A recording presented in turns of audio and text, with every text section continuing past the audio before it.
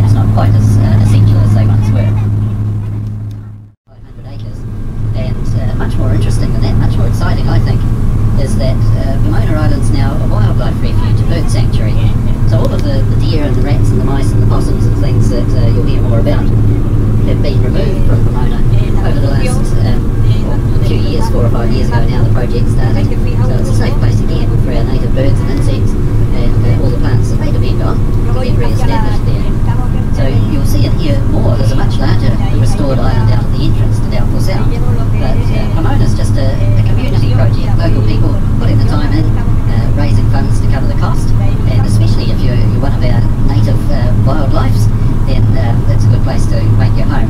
A lot of the regeneration has been just left to nature, birds flying to and fro, but there have been some deliberate releases onto the island of kiwi and bush canaries, mohua, yellowhead, and some South Island robins too that have started to spread out from there, which is really encouraging. Kilometres, about 4 or 5 miles. The mountains on the right are also part of the Kemper Range, but they're distinctive enough to have their own names. So those are the cathedral peaks. The big white streaks that you can see all around us here, a few people have been asking, and we'll get quite close to one in about 10 minutes. I'll tell you more about those.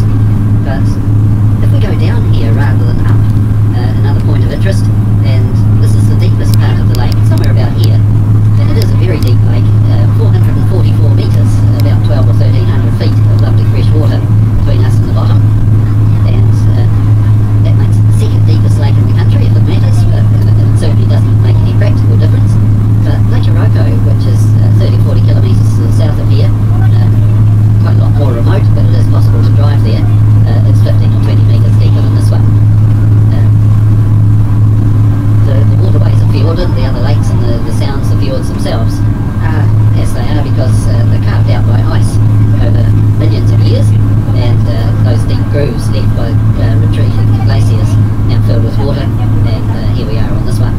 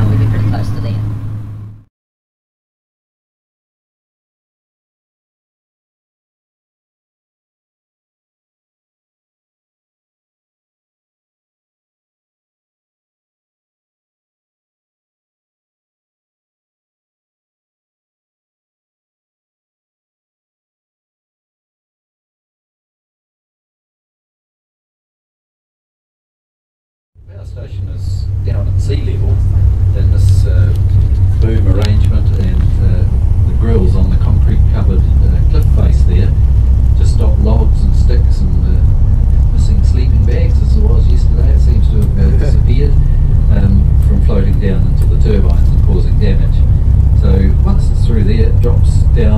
drive some machines at the power station and then out through another couple of specially dug tunnels under the mountains in front of us. So 800 stage, we're running from the right hand side.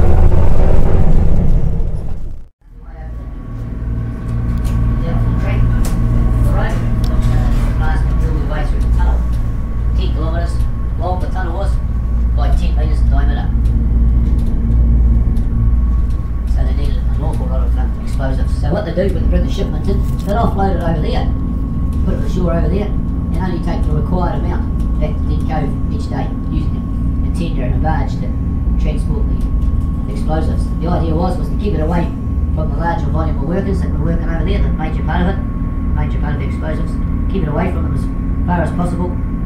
If there was a big explosion, it could have endangered the lives of 400 workers that were on this side of the pass, and over on the opposite side of the pass there were 600 over there, or more.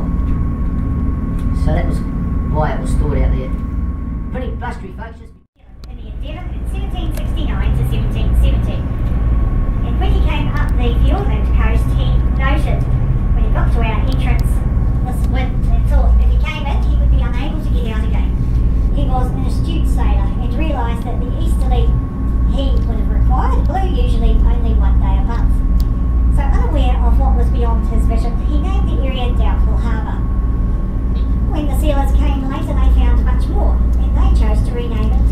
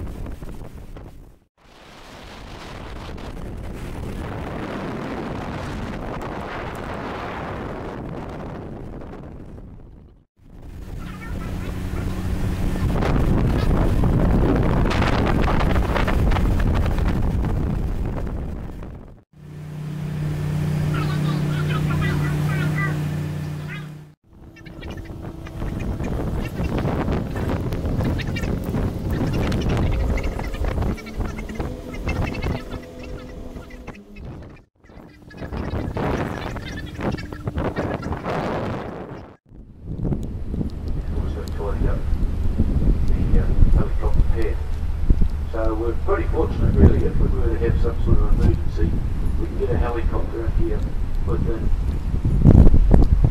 the hour sort of thing, you know, for probably get a crew together, and it only takes probably 40 minutes to fly over, but by the time they get the crew together and they come over, it can take about an hour. If it's short beats having to go up.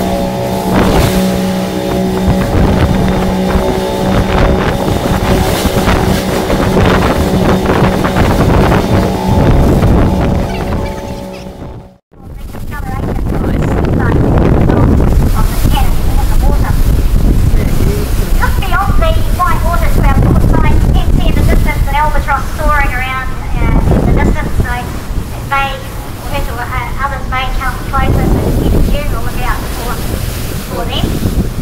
And as I said, keep an eye out at the water as we come in here for seals and penguins as well. So this is the breeding season at the moment for the seals. The breeding season can start as early as August and go through to December. So at the moment we've got the large dominating bulls. These big fellows sit with their noses pointing in the air, guarding their territory.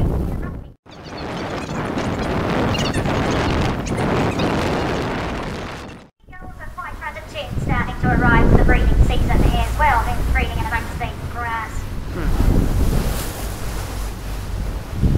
So the breeding season begins with the bulls coming ashore, fighting big battles between themselves to establish territory. Once they have territory on the rock, they wait for the females to arrive. And as they come ashore, they will jostle forward.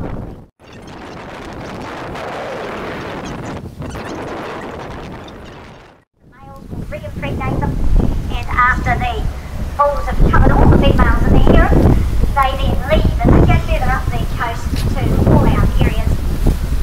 The bulls remain in those areas for the rest of the year, and all they do is eat and sleep and grow fat.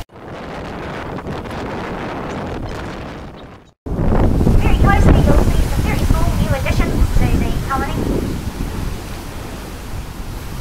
Now, these seals are very used to us coming and going, so they just ignore us. So that's rather nice. We can see them in their natural habitat. This is really what makes them here.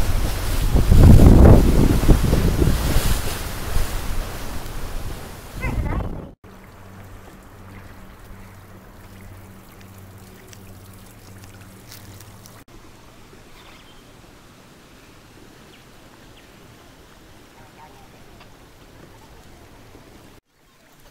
are you stuck? You can't go anywhere.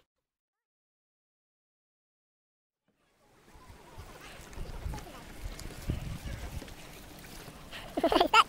Alright. Change mine.